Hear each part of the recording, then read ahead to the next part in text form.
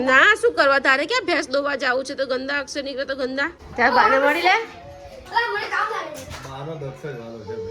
બાને બેવ વાલા ત્રણેય વાલા એ બાની ઘોડી લઈને ક્યાં ફરે તું ભાઈ અલા અચ્છા આ તો ગરગડી વાળી ઘોડી છે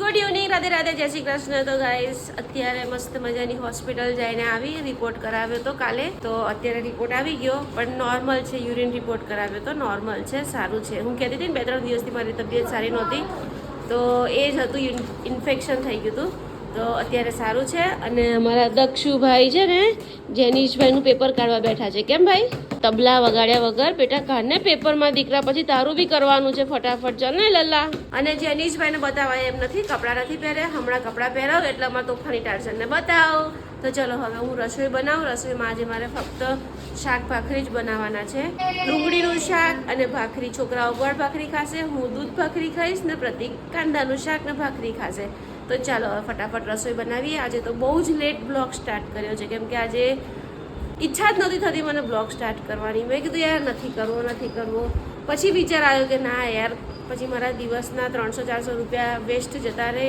એના કરતાં બ્લોગ સ્ટાર્ટ કરી દેવો સારો ટ્યુશનવાળા ટીચરે પેપર કાઢ્યું છે ને તો પછી એ જ કર ને બેટા કરવું પડે લલ્લા તું તો જો યાર આ કર ફટાફટ હવે બલૂન મૂકી દે હા બેટા પરીક્ષા છે ફાઇનલ પરીક્ષા છે ખરેખર હું તને બહુ મારીશ સમજી જા આ ફાઇનલ દિવાળીનું એક્ઝામ સ્ટાર્ટ થઈ હવે આ દિવાળીની એક્ઝામ સ્ટાર્ટ થઈ ભાઈ હવે એશિયા કપ વાળો બેટા તારે પરીક્ષા છે શ્રુત લેખનની કરવા બેસ ને લલ્લા જો તો નાટક કેવા કરે છે જેનીશ તારે બોલું હવે એશિયા કપ વાળો ભણવાનું કર ને એક્ઝામ ચાલુ થાય છે કાલથી તને અને આ સોફા કેટલા ગંદા કર્યા છે તમે લોકોએ જેનીશ તારે મૂકવાનો છે બલૂન બપોર કેવો માર્યો તો ખબર છે ને જોરદાર માર્યો તો યાદ છે ને કેવો વોશરૂમમાં પૂરી દીધો તો દક્ષુ તને ખબર તું સૂતો હતો અને પેન માટે એટલી હેરાન કરીને એને મને પછી મારો પિત્તો ફાટ્યો એટલે મેં એને ધન સ્ટાર્ટ કરી દીધી ને વોશરૂમમાં પૂરવા ગઈ મારથી ઉચકાયો જ નહીં અને બેડ એટલો ફીટોફીટ પકડી લીધો ને હે પછી મને દયા આવી ગઈ ને એટલે હું પછી એને સ્ટેશનરીમાં જઈને નવી પેન લઈ આપી કે છે ને તું મોટો થઈ ગયો હવે તારે શું કરવી છે તું તો નેક્સ્ટ યર થી વાપરવાની ને કે હજી 8th સ્ટાન્ડર્ડ થી તું લખવા બેસીશ જેનીશ અરર લખવા બેસ લાય બોલું લાય લખવા બેસ જેનું પ્લીઝ બેટા લખવા બેસ ને આ સોલ્વ કર તારું આ નોટ કેટલી સરસ ટીચરે દાખલા લખી આપ્યા છે બેટા પ્લીઝ જો પછી હું તને ક્યારેય ફોન નહીં આપું ના 1 કલાક પછી નહીં અત્યારે જ હું તને ક્યારેય ફોન નહીં આપું એટલું યાદ રાખજે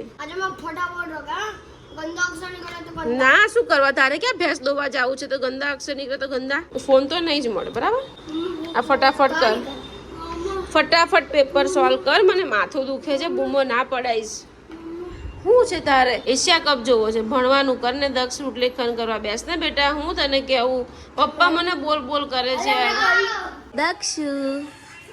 દક્ષુભાઈ ખાય છે ડિનરમાં ગોળ ભાખરી ડુંગળી પ્રતિકનું છે શાક રોટલો અને ગોળ અમારા જેનીશભાઈને બતાવવા એમ નથી આજે અમારા જેનીશભાઈ આજે ખુલ્લા ફરે છે તો ગાઈસ અત્યારે રાત્રે 9 વાગે અમે જઈએ છીએ અમારા સાસુમાના ઘરે બેસવા એમનો પગ ભાંગી ગયો છે ને તો ખબર જોવા અને આ બંને જુઓ કેવી ધમાલ કરે છે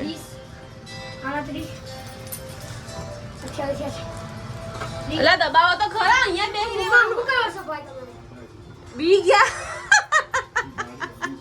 જા ભૂત જા મને બચકા ભરવા આવ્યો જો આ બચકડીયો જો મને બચકા ભરે છે માલેકમ સલામ બે ભાગ્યા ગાઈસ બંને ભાગ્યા તો ગાઈસ અમે લોકો મસ્ત ચાલવા નીકળી ગયા છીએ મારા સાસુમાના ઘરે જઈએ છીએ કેમ કે 2 દિવસ પહેલા એમનો પગ ભાંગી ગયો તો પ્લાસ્ટર આવ્યું છે તો અમે ખબર જોવા જઈએ છીએ અને અમારા સાહેબ મસ્ત ચાલી રહ્યા છે જો પાછળ હાથ રાખીને 5 કિલો વજન ઉતરી ગયું શું વાત કરો છો 5 કિલો વજન ઉતરી ગયું એટલે વજન ઉતરે ક્યારે ઉતર્યું તું જ્યારથી આવી ત્યારે ઉતરી ગયું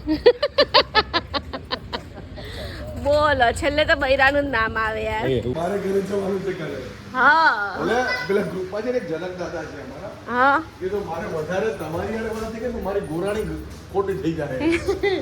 તો આ છે ને કૂતરાના બિસ્કિટ અહીંયા મૂકી દો, ભૂલી ગઈ હું. તો ચાલો આવી ગયા. કેમ આવ્યો?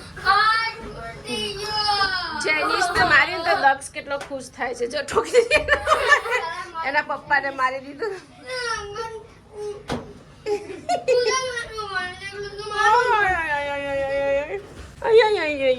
તો પહોંચી ગયા છે મારા જેઠાણીના ઘરે. હવે જઈએ અંદર. તો મમ્મીનો પગ તૂટી ગયો છે. અમારા જેનીશભાઈ આવ્યા છે બાની ખબર પૂછવા. જેનો બાને પૂછતો ખરો કેવું છે એમ. સારું છે આ બે દરાથી શક્તિને એની ગોળી ઉડાડે છે તો પગ ઊંચા થાય છે ભાઈ. ચાલ બાને મળી લે. મારો દક્ષ જ વાલો છે ભાઈ. બાને બેવ વાલા, ત્રણે વાલા. ત્રણ વાળા તાંડા એ બાની ઘોડી લઈને ક્યાં ફરે છે તું ભાઈ? ત્રણ જણા છે. અલા અચ્છા, આ તો ગરગડી વાળી ઘોડી છે એમ. હવે ચૈત્ય ગોળી લઈને આમાં ઉપર જા અમાર જેનીશભાઈ લંગડા થઈ ગયા.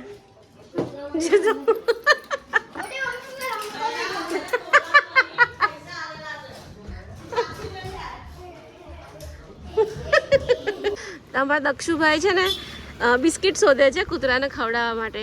અરે સોરી, કૂતરું શોધે છે બિસ્કિટ ખવડાવવા માટે પણ મળતું નથી. ત્યાં આગળ લે કુ આવ્યું દક્ષુ આવ્યું. જો આવ્યું, ડોટ મૂકીને આવ્યું કૂતરું આવ્યું. લે અહીંયા બહાર મૂકી દે.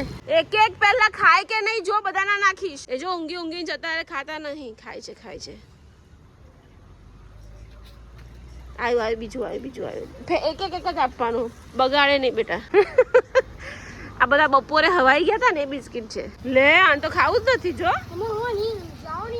આવું ગંધાય છે, આવું ગંદુ. જો આ ખાય છે પણ આ નહીં ખાતું. છી આવું ગંધાય છે. यहाँ पे स्मेल आ रही है क्या कुछ गंदी? બહુ ગંદી સ્મેલ આવે છે. લા ચાલ નહીં ખાય. આ એક જ ખાય છે, પેલું નહીં ખાય. આપી દે, બધા આપી દે. પણ એવું ફેંક રસ્તામાં કોઈના પગ નીચે ન આવવા જોઈએ. બસ ખાઈ લીધા. ચાલ ખાઈ લેવા દે ને. ક્યાં દોડ્યો તું? અરે છી કેટલું કૂતરું કેટલું ગંધાય છે. હે ને કાળું. ગમે ત્યારે કરડી જાય. હા એ જ ને. જો પણ ખાઈ લીધા બિસ્કિટ, બધા ખાઈ લીધા. જો ભાગો. હા મેરીગોલ્ડ. પાર્લેજી નહીં આપે. હા તો ગાઈસ અમારા જેનીશભાઈ તો આવ્યા જ નહીં. મોટી મમ્મીના ઘરે ચેસ રમવા બેસી ગયો. હવે ફોન કરશે ત્યાંથી ચેસ રમી રહેશે, પછી હું એને લઈ આવીશ. અત્યારે દક્ષને પેપર છે તો એને હોમવર્ક કરાવવાનું છે, એને તૈયારી કરાવવાની છે. જો અમારા જેનુભાઈ સુતા ચેસ રમે છે. એના પપ્પા ત્યાં કોમ્પ્યુટર પર કામ કરે છે અને એના પપ્પાને વેટ કરે છે કે પપ્પા ક્યારે કામ ફિનિશ કરે અને મારી સાથે ક્યારે રમે. મને લાગે પ્રતિકનો વેટ કરતા ત્યાં જ સૂઈ જશે. હે જેનું ત્યાં ના સૂઈ જતો. અને મારા દક્ષુભાઈએ કેટલા શબ્દ લખ્યા શ્રુતલેખનના? 300 શબ્દ લખી નાખ્યા. હું બોલતી ગઈ આ બુક્સમાંથી અને એ ભાઈ લખતા ગયા. હવે ચેક કરશે પ્રતિક. આપણે તો ચાલ્યા સુતા કોણ ચેસ રમે અને